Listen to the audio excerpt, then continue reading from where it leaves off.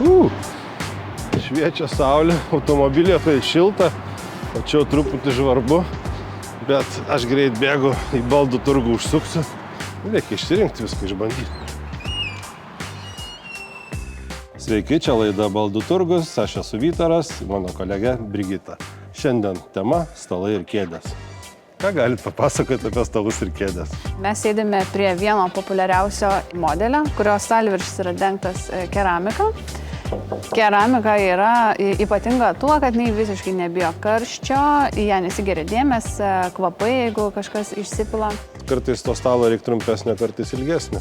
Labai lengva priežiūra, lengvas valymas, labai lengvai išsididina. Prie pilnai išskleisto stalo galima pasodinti 10 asmenų. 10? Prie šito? Taip. Ir jis tvirtas toks.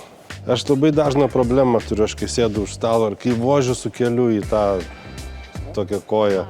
Stalas itin stabilus dėl savo kojų konstrukcijos, o dabar mes sėdime ant kėdžių, būtent dizaino prasme labai panašių ir lengvai derinama prie stalo dėl savo kojų formos. Kėdės yra Sukiotis gali. Taip, 360 laipsnių sukimosi funkcija. O dabar trumpas reportažas apie kėdę, kuri grįžta į savo vietą. Štai aš atsisėdu, prie stalo tarkim sėdžiu, noriu atsistoti, pasisuku, atsistoju. Tadam! Patogu. Brigita, pas mane štai tokia šeimoje efektas yra sprokstančios bombos. Šiaip mes būnam dviese, 3 su šunim. Bet kai kokia šventė, tai mūsų tampa apie 20. Tai kaip tokį stalą mažiuką padaryti kokį nors didelį?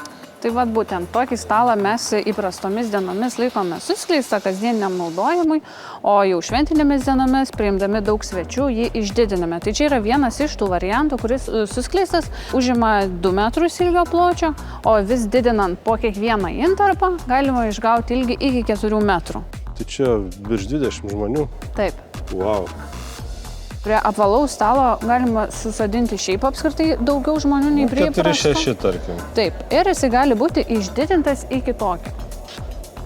Kitaip tariant, stalas, kai esi su žmona, ar svečiais 2 kokiais, yra toks pakankamas, to tokį stalą gali pasiversti į tokį. Taip. Stebuklingas stalelis.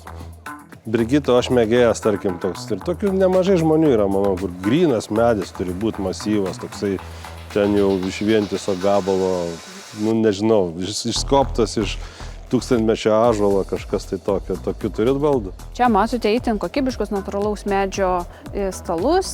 Stalviršis gali būti atskirai faneruotas, tai ąžuolo ar kažkokia kita mediena.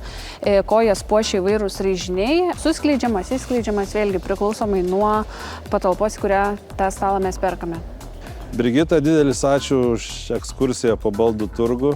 Nepasakysiu, kad palengvėjo, nes supratau, kiek yra pasirinkimų ir galimybių ir dabar dar sunkiau išsirinkti, bet tikiuosi, kad mums su laisvė pasiseks. Ačiū labai. Ačiū, man buvo malonu. Iki. Visa.